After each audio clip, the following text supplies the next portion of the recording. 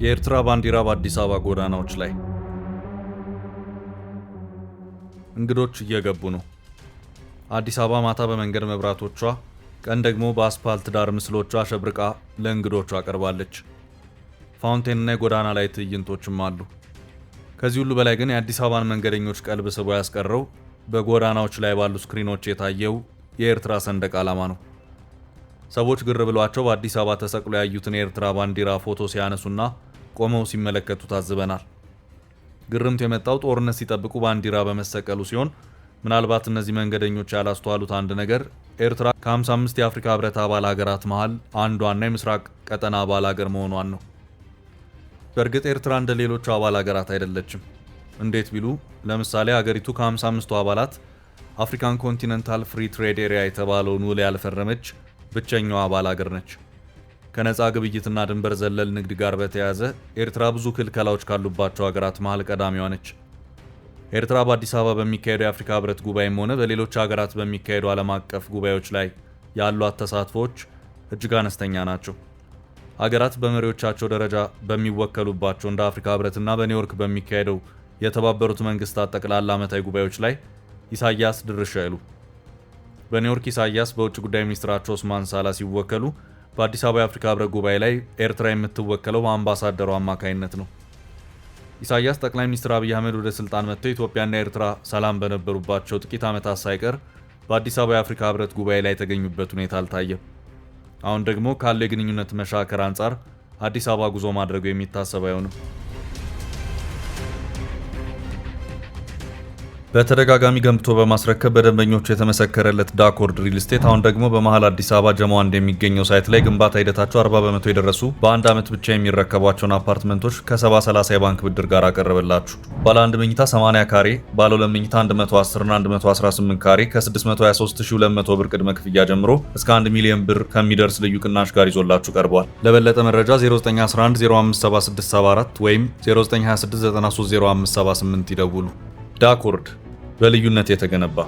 ኤርትራ እንደ ሀገር ነፃ ሆና ከቆመች በኋላ ከኢትዮጵያ ጋር ፈታኝ ሁኔታ ውስጥ እንድትገባ ካደረጓት ምክንያቶች መካከል አንደኛው በኢትዮጵያ ፖለቲካ ውስጥ ነፍጥ አንስተው የሚፋለሙ ኃይሎችን እየደገፈች መቀጠሏ ነው።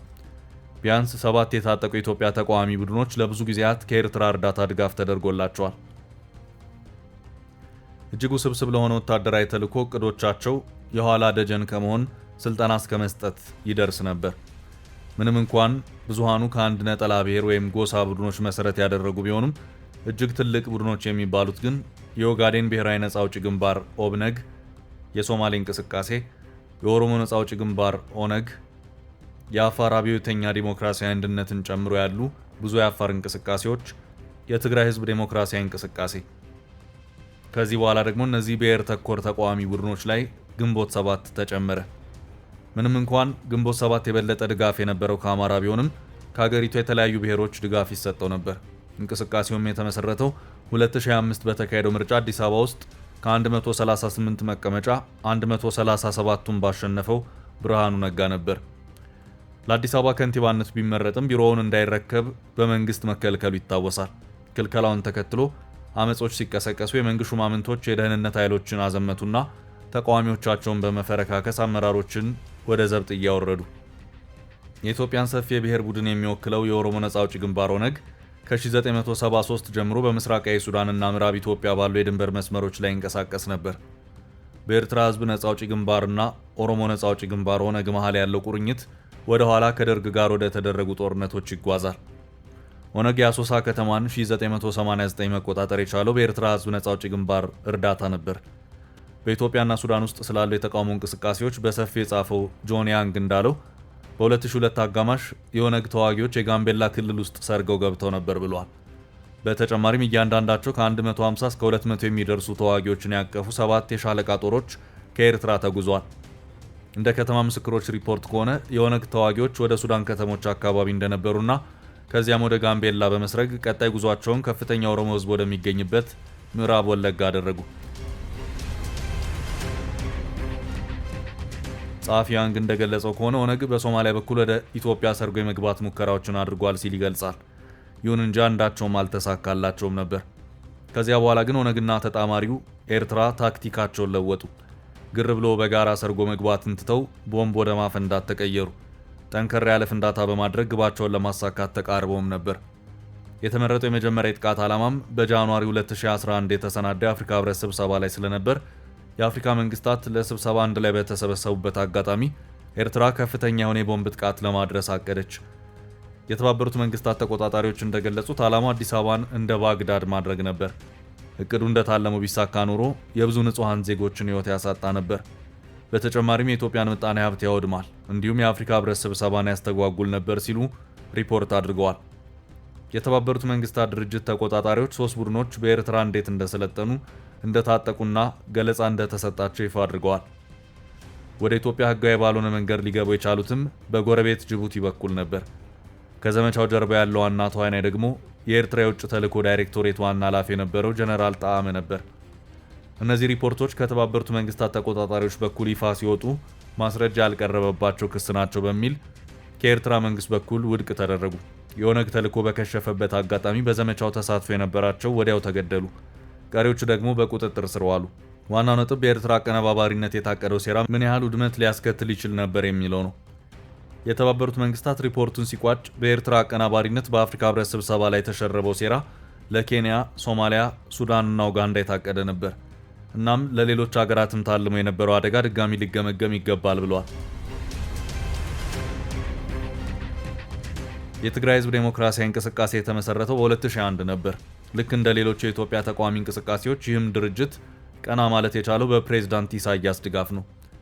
የኢትዮጵያ ታጣቂ የተቃዋሚ ቡድንና የኤርትራ መንግስት ጠባቂ በመሆን ሁለት ተግባራት አቅፎ ንቁ የነበረው ይሄ የተቃዋሚ ቡድን የትግራይ ህዝብ ዴሞክራሲያዊ እንቅስቃሴ ልክ እንደ አስፈላጊ የኢትዮጵያ ተቃዋሚ ቡድን ተደርጎ ይወሰድ ነበር። ይህ ቡድን በ2014 በተወሰደ ግምት እስከ 4000 ተዋጊዎች ነበሩት።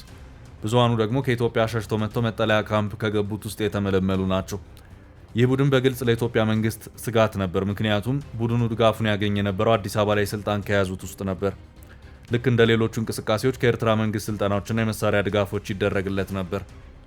ከማጥቂያ ግንባሮቻቸው መካከል ጥቂቶቹ የሚገኙት ለኢትዮጵያ ድንበሮች ቅርብ በሆኑ ስፍራዎች ነበሩና አባላቶቻቸው የኤርትራ አስፈላጊ የውትድርና ስልጠና ካምፖች ውስጥ ይገኙ ነበር። በተለይ የሀገሪቷ ብሔራዊ ውትድርና አገልግሎት ካምፕ ውስጥ የሳዋ ምልምል ወታደሮች ይካተቱ ነበር። ኢትዮጵያ የዚህን ድርጅት እንቅስቃሴ ቸል ስላላለችው በኤፕሪል 2012 ወታደሮቿ ኤርትራን ተሻግረው ቡድኑ ላይ ጥቃት እንዳደረሱ ተገልጿል። ፕሬዝዳንት ኢሳያስ በትረ ስልጣናቸው ላይ ለመሰንበት ለሚያደርጉት የሞት ሽረት ትግል የቡድኑ አስተዋጽኦ ግልጽ ነበር። ምክንያቱም የመንግስት ወታደሮች ታማኝነት ጥያቄ ውስጥ በገባ ጊዜ ከዚህ ቡድን የማይናቅ ድጋፍ አግኝቷል። ፕሬዝዳንቱም ሀሳባቸውን ቡድኑ ላይም ጥለው ነበር። በተመሳሳይ ዓመትም በቡድኑ ውስጥ የሚገኙ ብሔራዊ ውትድርና ሪፖርት ያላደረጉ የአስመራ ወጣቶችን እየዞሩ ይፈትሹ ነበር። በአንድ አጋጣሚ ተኩሱ በመክፈታቸው ቡድኑ ላይ ድንጋይ ተወርውሮበት ያውቃል። ይህን ያህል በውጭ ኃይሎች ላይ ጥገኛ መሆን የኤርትራ ህዝብን ቅር አሰኝቶታል። የጓደኛዬን የማንነት ሰነዶች ፈልገው ነበር ሲል የዋና ከተማዋ አንድ ነዋሪ ገልጿል። ቀደም ብሎ በዚህ ዓመት ይሄ ነገር ሲከሰት የህዝብ አመጽ ነበር። ሰዎች ይጠሏቸው ነበር። እስከ 2015 ማብቂያ ድረስ የቡድን ለኢትዮጵያ መንግስት ስጋት ነበር። ይሁንና ሴፕቴምበር 13 ለኢትዮጵያ መንግስት እርካታ የፈጠረለት ነገር ተከሰተ። በሞላ አስገዶም የሚመራ በመቶዎች የሚቆጠሩ ተዋጊዎች መልሰው ወደ ሀገራቸው ኢትዮጵያ መግባታቸውን የኢትዮጵያ መንግስት አወጀ። በመግለጫው እንደተጠቀሰው የቡድኑ አባላት ከኤርትራ ወደ ሀገራቸው በመኮብለል በኢትዮጵያ መንግስትና በቡድኑ አመራሮች መካከል የተደረገ የረጅም ጊዜ ግንኙነቶች ውጤት እንደሆነ ተገለጸ። የኢትዮጵያ ደህንነት ኃይሎች ከሞላ አስገዶምና ሌሎች በቡድኑ ውስጥ ካሉ የአመራር ግለሰቦች ጋር በጋራ መስራት ጀመሩ። የጥምረታቸው ዋና ግብ የኤርትራ መንግስት እንቅስቃሴዎችን በመሰለል ለአዲስ አበባ መረጃዎችን ማስተላለፍ ነበር። ይህም ከኤርትራ መንግስት ሊደርስ የሚችል ወታደራዊ ተልዕኮን በማጨናገፍ የቀረውን የቡድኑን ኮማንዶ ከኤርትራ ቀስ በቀስ ነቅሎ ለማውጣት እንደሆነ መንግስት በጋዜጣዊ መግለጫ ገልጿል። ይህ በማርቲን ፕላውት መጽሐፍ ላይ የተሰነደ የትላንት ታሪክ ነው። ዛሬም ግን ሁኔታዎች ተመሳሳይ ይዘታቸውን ይዘው ቀጥለዋል። ቢቢሲ በቅርብ ባስነበበው ጽሑፍ የኢትዮጵያና ኤርትራ ጡዘት ለምን አሁን ከፍ አለ የሚል ጥያቄ በኢትዮ ኤርትራ ግንኙነት ላይ የሶስተኛ ዲግሪ መመረቂያቸውን የሰሩ በጀርመን የሚገኙት የአፍሪካ ቀንድ ፖለቲካ ተንታኝ ዶክተር ነገራ ጉደታን ጠይቆ የሚከተለውን መልስ እንዳገኘ ዘግቧል። ከሳምንታት በፊት በትግራይ በአማራና በአፋር ክልሎች መካከል በሚገኙ አዋሳኝ አካባቢዎች ግጭት እንደተቀሰቀሰ ተዘግቧል። በተለይም የትግራይና የአማራ ክልሎች በይገባኛል የሚወዛገቡበት ጸለምት እንዲሁም መጋሌና አባላ አካባቢዎች የትግራይ ኃይሎች ከኢትዮጵያ ሰራዊትና ከአማራ ሚሊሻዎች ጋር ውጊያ አካሂደዋል የሚሉ ሪፖርቶች ወጥተዋል። ዶክተር ነገራ እንደሚናገሩት በዚህ ግጭት ውስጥ ኤርትራ ተሳትፋለች የሚል ግምገማ ላይ የደረሰው የኢትዮጵያ መንግስት ጠንካራ ይዘት ያለው ደብዳቤ ለኤርትራ ጽፏል። በሁለቱ ሀገራት መካከል ለ2 ዓመታት ገደማ የቆየው የቃላት ጦርነትና ዘለፋ እየተጋጋለ እየተቦካ ቆይቷል የሚሉት ተንታኙ የኢትዮጵያ መንግስት በዛ ግጭት ውስጥ የኤርትራ እጅ አለበት ብሎ ስለገመገመ ወደዚህ ከፍ ያለ ደረጃ ያደረሰው ይመስለኛል ሲሉ አብራርተዋል። የተንታኙና የቢቢሲ ምልከታ የሁለቱ ሀገራት ውጥረት ከሰሞኑ ከፍ እንዳለ ያሳያል።